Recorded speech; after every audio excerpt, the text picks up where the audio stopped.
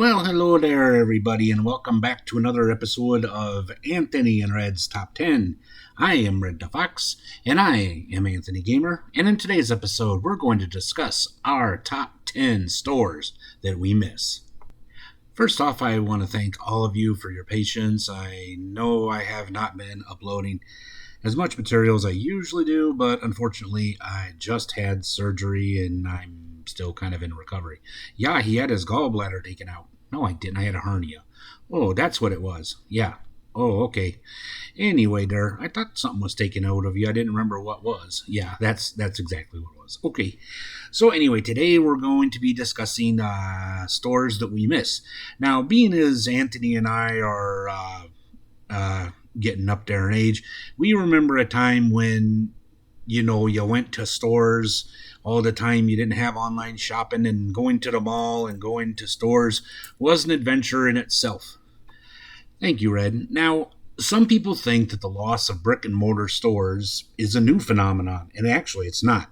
Over the years, at least the years we've been alive, we've seen some stores come and go, long before the internet boom of the late 90s.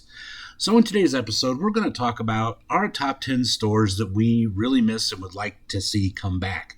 A lot of these are ones that we have a special place in our heart for. We'll tell you why we rank them and maybe even let you know if we know why they went under. So without further ado, let's get started. Red, are you ready? Oh yeah, Red is ready. All right, so let's begin our top 10. Okay, at the number 10 spot there, we have Radio Shack. Now, Radio Shack actually started in 1921 as an amateur radio mail order business, and then it was purchased by Tandy Corporation in 1962. So at that point, then things just kind of, went great. You had one in just about every mall there was. A great place to buy batteries. They had that battery exchange program there. There was all kinds of, you could get electronic stuff if you were building something and you needed like a kind of circuit or something, or whatever you needed just about, they had it at Radio Shack. Oh yeah. Lots of memories going there with my dad because my dad was really big into, was real big into electronics, and he was a master electrician. So in recent years, I've been picking that up a little bit. Yep, you sure have. Yep, been working on teaching myself some electronical stuff, But anyway, so what happened? Well, when the 21st century hit, they kind of started to decline. Then there were some mergers, some really, really bad decisions that were made. So yeah, things really came to a head in 2017 when a lot of the, when they had to file for bankruptcy. So yeah, it just was one of those things, unfortunately. As of this point, I think they're pretty much gone. At least here in the United States, I believe there are a few left in other parts of the world, but it seems like for the most part, correct me if I'm wrong, but they're pretty much a gone thing, which is too bad again, because, if you're an electronics person, I guess you're just going to have to go to eBay or something to get, some of your electronic parts or things like that. So really kind of a shame, because both of us have a lot of positive memories of going there with our dads and, just looking at the cool stuff they had in there, remote control cars, computers, just, lots of memories. All right. And next up, we have Walden Books at the number 9 spot. Now, this is a store that both he and I had spent many hours in growing up. Now, Walden Books actually started in 1933. It started as a rental library in Bridgeport, Connecticut. And it was actually named after Walden, the book written by Henry David Thoreau. Now, at one time, there would be over 250 locations after 1962, and just about every mall would have its own store. its own Walden Books. Just, I mean, it didn't matter what mall you went to in America, you found one there. Okay. Um, so what went wrong? Red? Well, I'll tell you what, it was actually some corporate merging there that, that kind of stuff happened, uh, and around 92 and stuff like that. And then, it was merging with Kmart. Oh boy. Yeah. It's funny how that kind of Kmart is almost like everything it touched, it destroyed. If that sounds a bit harsh, well, it's true. Do your research. Anyway, yeah, so by 2011, they were gone. Now they just live on in the hearts and memories of those of us that used to go there and either buy books or browse. And I remember the time you and that one guy went there, that friend of yours, Keith, in high school, back before they started putting Playboy magazines in bags. Okay, we don't need to share that story. Let's move on. And now at the number 8 spot, we have Camelot Music. By the way, yeah, who's that guy there in front of the store? I don't know. I just was looking for a picture, and that's the one I came across. Oh, okay then. Anyway, so Camelot Music was a place he and I know really well, being both music people. We spent quite a lot of money there back in the day. Buying CDs, cassettes, records, Oh yeah, a lot of happy memories going there. What was interesting too was when my dad got his jukebox in the late '90s. I believe it was in the late '90s. It was one of those old ones that it played 45s, and at that time there was like a resurgence or something of 45s, and I remember going to Camelot with my dad and just buying a bunch of 45s to put in his jukebox. Oh yeah, and he had more 45s than he had slots for in the jukebox, but had some good stuff on there, much better than the stuff you find in jukeboxes nowadays. Oh yeah, that's for sure. Now they started back in 1956. They were started by a guy called Paul David in Massillon, Ohio, and they lasted all the way up until 1998. What happened? Well, it looks like, again, it was an acquisition. It seems like they kind of merged with a few other companies, and then it pretty much turned into FYE. And FYE, honestly, is the only place left. I mean, other than some mom and pop record stores, they're really, music stores have become a thing of the past, and because of digital media. I mean, when digital media came around, I don't even know if they manufacture CDs anymore.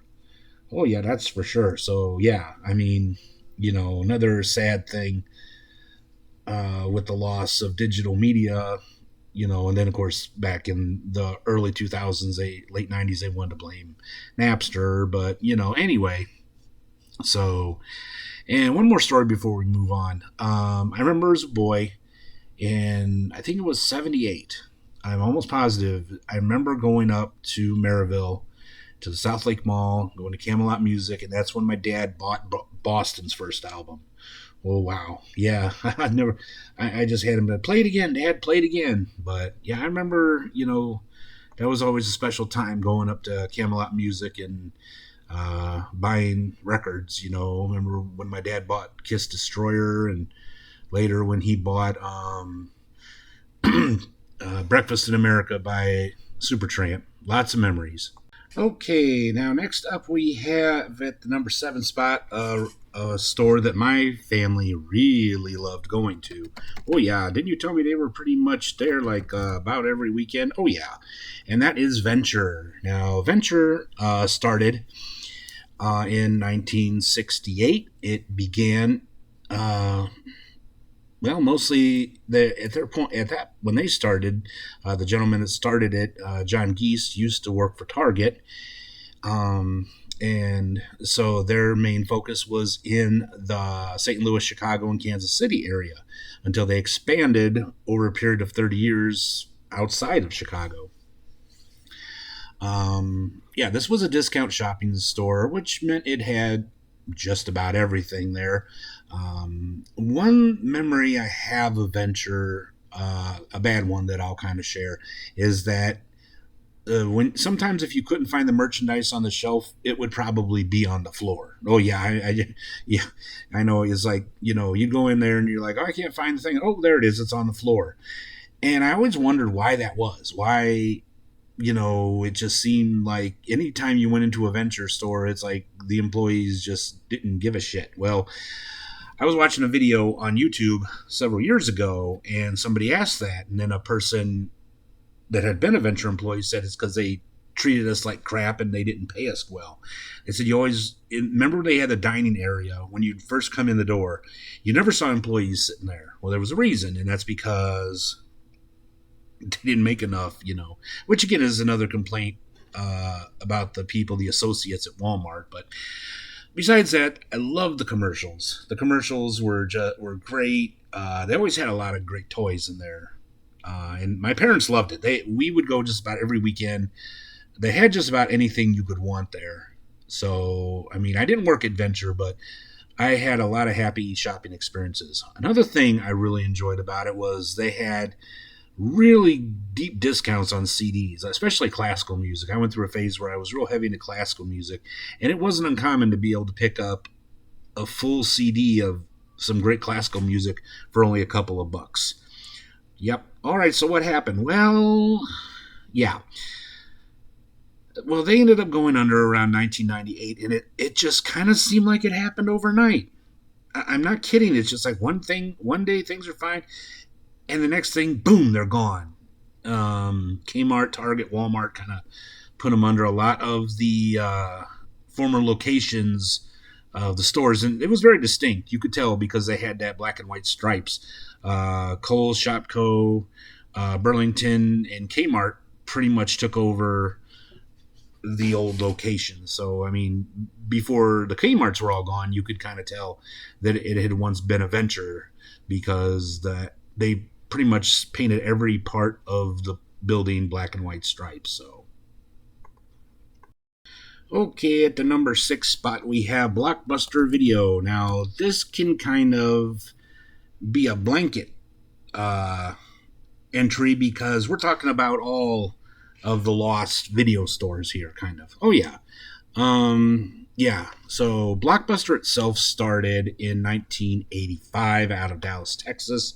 It was founded by David Cook, and pretty much by 2020, they were gone. I believe there is still one left, last I heard, in Bend, Oregon. If it's not there anymore, please let me know. But again, this was another store that pretty much was in just about every town, no matter how big the town was. I remember in my hometown, at one time there were 4 video stores in town. Really? Oh yeah, there was. And it was like a video war, more or less, between these different stores. And back then, renting videos was a good bandwagon. I mean, there was a couple guys that had gas stations outside of town, and they rented videos out of the gas station. So, at one time in the late 70s, into the 80s, and even into the 90s, renting videos was, a great business.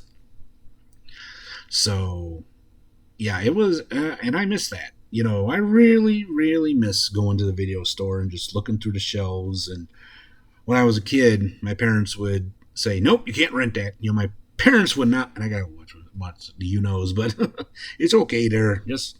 And my parents would always veto some of the movies that they would let me see. I want to see horror movies that my friends at school had seen. They're like, no, can't rent that. And then they would rent some lame Disney movie or some lame family movie that you had to sit around the TV and watch, and you just kind of wished you could poke your eyes out. And then when I became 18, I realized, hey, I have a TV in my room. I have a VCR in my room. I can rent whatever I want. And I did. So I rented a lot of the movies that my parents wouldn't let me see when I was a kid, and by that time I was too mature and old for it. But yeah, a lot of happy memories.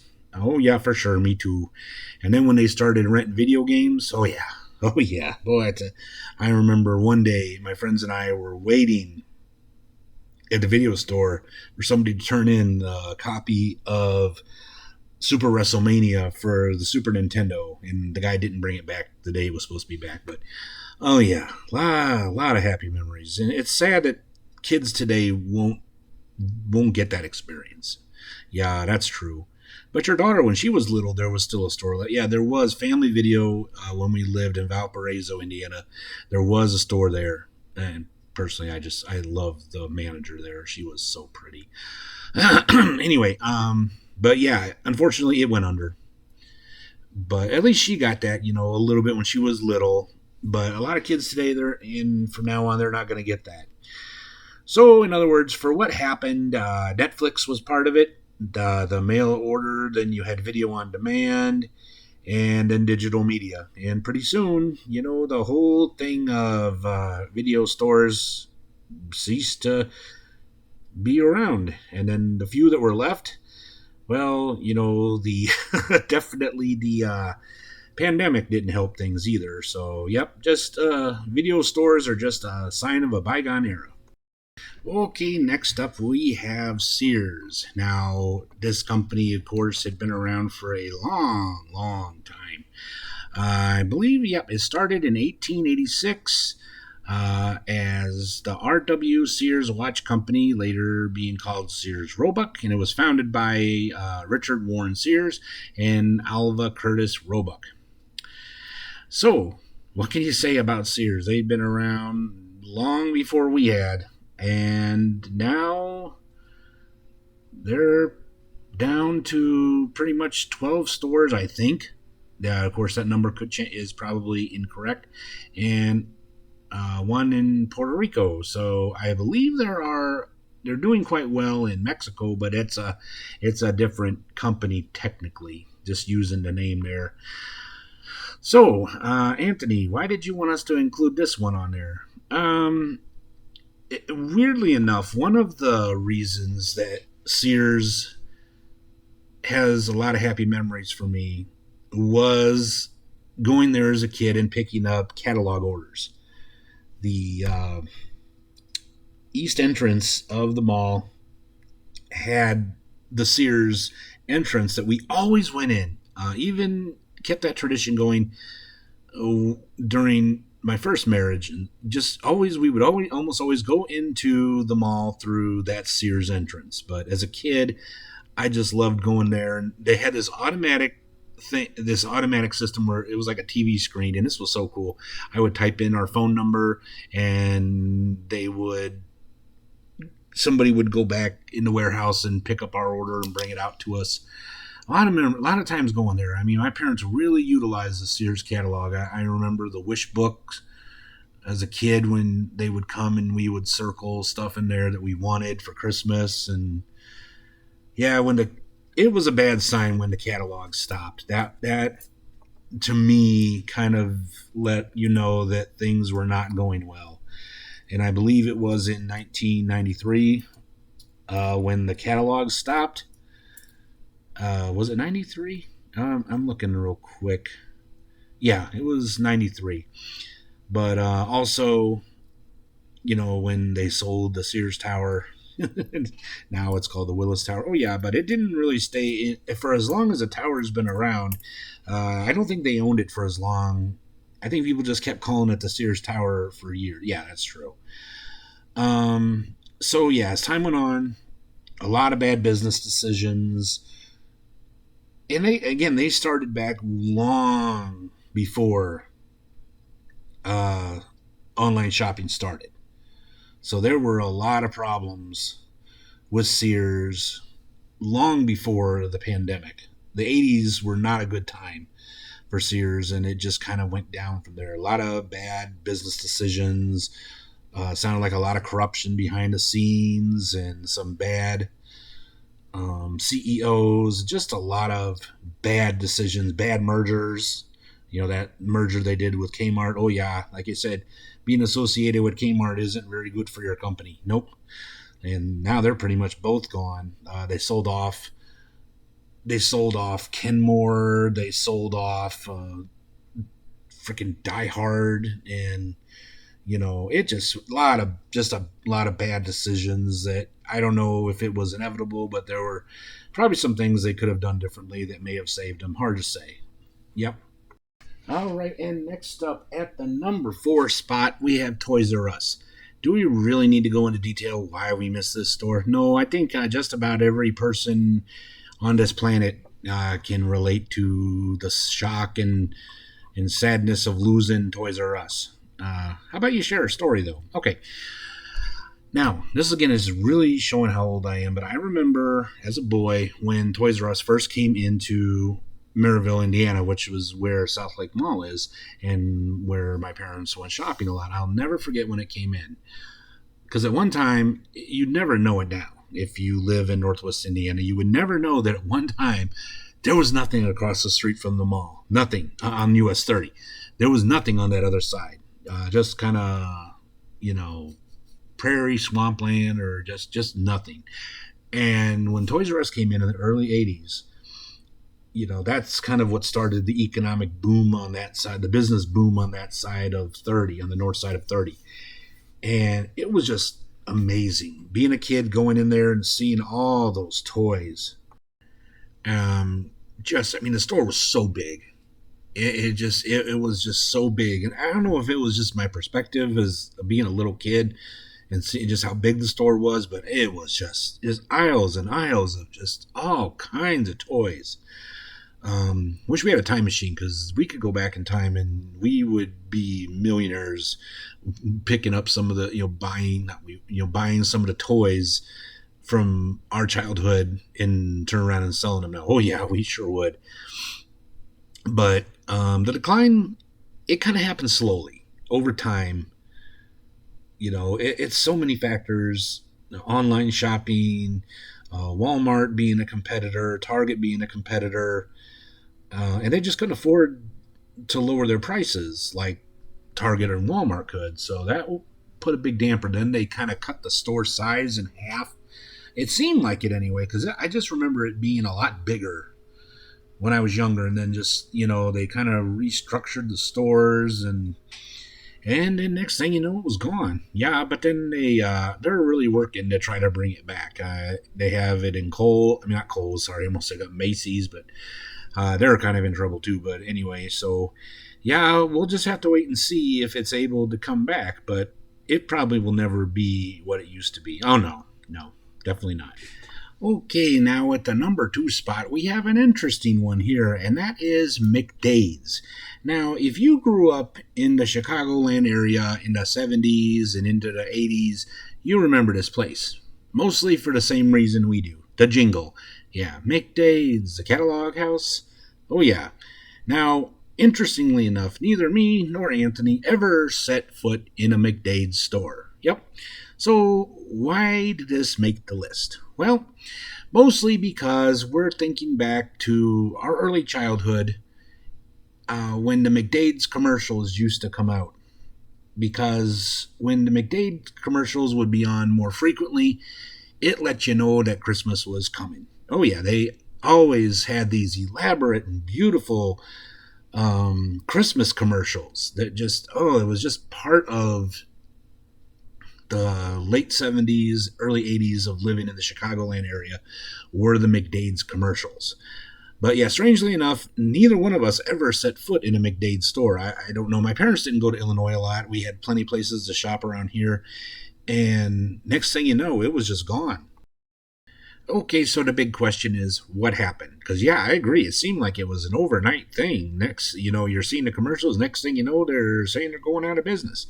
Well, according to my research, one of the problems with McDade's was that they were a private company. They never were a publicly traded company, which probably may have helped them, honestly, because there were a few locations around the Chicago area, I believe 6 or 8 at their peak, but I don't know. I think maybe had they got on the stock exchange, maybe it would have saved them, maybe not. We'll probably never know.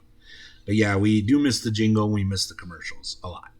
Okay, at the number 2 spot, we have Service Merchandise. Now, this is a store that it was just so much fun going to. for a lot of reasons. Um, Now, for those of you that are younger and may not remember this store, because it did go under in 2002, it started as a five and dime in 1934, and then eventually it became the catalog showroom that we know well. It was founded by a husband and wife, Harry and Mary Zimmerman, in Pulaski, Tennessee. Now, what was so cool about service merchandise is you would like purchase a big item of some kind, and you would pay for it, and then you would go to this area, and there would be this long conveyor belt, and then whatever you ordered would come. You would wait for it to come down the conveyor belt. Well, yeah, it was great because I remember the audiovisual section was so freaking cool. They had all these rock posters on the wall, like Pink Floyd. I remember Triumph, Joe Jackson when he put out that album with Steppin' Out, and it was just a cool vibe. They always had good music playing in there, and then they added computer stuff, mostly software and hardware. They had some musical instrument. They did that audio visual section was just it was awesome. I could stay in there all day. I loved going there, and they had a great toy section too. Oh yeah, it just service merchandise was just such a fun place to go. A lot of happy memories. I remember my parents when they bought me my first stereo. They bought it at Service Merchandise. Oh man, and again, it just seemed like overnight and they were gone. Of course, there were a lot of things going on behind the scenes that most people didn't really know about because, like I said, it seemed like overnight. First, they moved. I remember they used to be at Century Mall. Then they moved across the street from the South Lake Mall in Maryville, and then next thing I know, it's gone. So, but they actually, there were some things going on behind the scenes.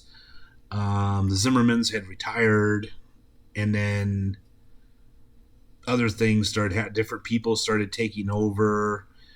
And yeah, the whole catalog thing wasn't as big. At one point, the only thing that was really kind of keeping them alive was their jewelry. Oh yeah, and yeah, you'd bought a couple rings and stuff there over the years. Oh yeah, so yeah, it's like I said, I was young back then. I was I was a young guy, and like I said, I guess I wasn't really watching the business news and stuff and other things, but yeah, unfortunately they had to file for bankruptcy in, I believe, 1999, and then by 2000 they were gone. So there are some places you can go to where they used to be. There was one, I believe, in Griffith, and after they closed down, that building has sat empty ever since. I mean, they've put nothing in that building. So yeah, just another catalog house, kind of like McDade's. Again, another sign of a bygone era.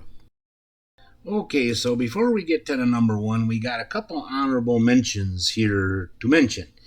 And the first one we have is Turnstile. Now, this store was another kind of variety store that existed in the Chicagoland area for many years before it was basically bought out by Venture. So all the turnstiles in Northwest and Indiana and Illinois that were once turnstiles became Venture. So that's that one. And the next up we have is Zayre. Zayre was another discount store that pretty much was all over Northwest Indiana when we were growing up. It was kind of along the lines of Venture. I have a lot of happy memories going there with my parents and getting some toys. And I remember my parents bought me this huge Peanuts dot to dot book. I don't know if I ever did finish that, but it was about the size of a phone book. And that was one of those stores too that you went there, and if you couldn't find something, it was probably on the floor. And eventually they were bought out by Ames, and then Ames went under. And the next honorable mention we have is Egghead Software. Yep.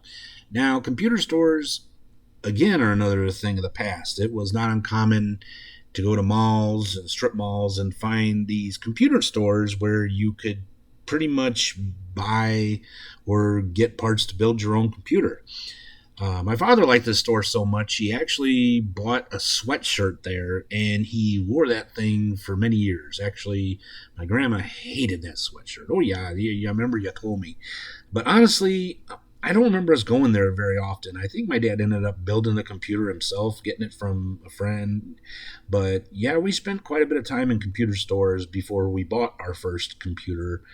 And Egghead was just one of those computer stores that had computers, computer parts, and of course, computer games. And now finally we come to the number one spot. Are you ready? Wait for it. Red, don't do that. That's rude. Okay. Our number one store is RIS. Now, for those of you that did not live in the Northwest Indiana area growing up, you may not know about this store. I believe there were two locations in Northwest Indiana. One was across the street from the village in Gary, and the other one was in Maryville. To give you an idea of where it used to be in Maryville, because that's the one we went to, it's where that urban air and where the Xfinity store is. That whole building there used to be RIS. So what was RIS? RIS was another discount store, a huge discount store. I mean, it was so big. I mean, it had multiple entrances. I remember, remember that one time we went in there through the back. Yeah, they when they were kind of trying to expand at some point. And I mean, it just had so much stuff. Best toy selection. Before Toys R Us, just had the best toy selection. I remember as a kid, my parents bought me my first Kiss action figure. They got me Paul Stanley from the 12-inch ones, and oh man, I just love going there. And they also were one of the first stores to start renting movies. And of course, none of the movies that they rented, my parents would never let me get. And plus, it was a 30-minute drive. But I just remember so many happy memories going there. Walking in the door, they had everything there. And again, same thing. Overnight, gone. It without warning. Just one day they're there, next day they're gone. And then they put Sport Mart in there. And then it became Sports Authority. And then it's just been a rotating door of stores. There was Best Buy there at one time. And yeah, so a lot of memories there. Unfortunately, we could not find anything online about it. No, we were trying to look for pictures of the store and all we found was this ad you see up on us. That's all we could find. Yeah, we put in RIS and they kept giving us stuff for Ross. So, I mean, if any of you guys have any pictures, memories, or stuff, let us know because we'd really like to see some of them. Oh, yeah. And well, that brings this episode of Anthony and Red's Top 10 to a close. We really hope you all enjoyed it. Oh, yeah, we enjoyed discussing this, even though it was a little sad. Oh, yeah, it was. Brought back some good memories, though. Oh, yeah, it sure did. And if you do enjoy this type of content, let us know by giving us a big thumbs up. Subscribe if you haven't already. And don't forget to click that little bell icon so you'll be notified anytime we upload any new material. If you have some suggestions of ideas for Anthony and Red's Top 10, just let us know in the comments section below. Well, until next time, I am Anthony Gamer, and I am Red the Fox, and we will see you all in the next episode of Anthony and Red's Top 10. Until next time, be strong, be safe, be happy, be healthy, and above all, take care of each other, be kind to each other, and stop hate of all kinds. See you soon. Bye, everybody. Goodbye. See you guys soon.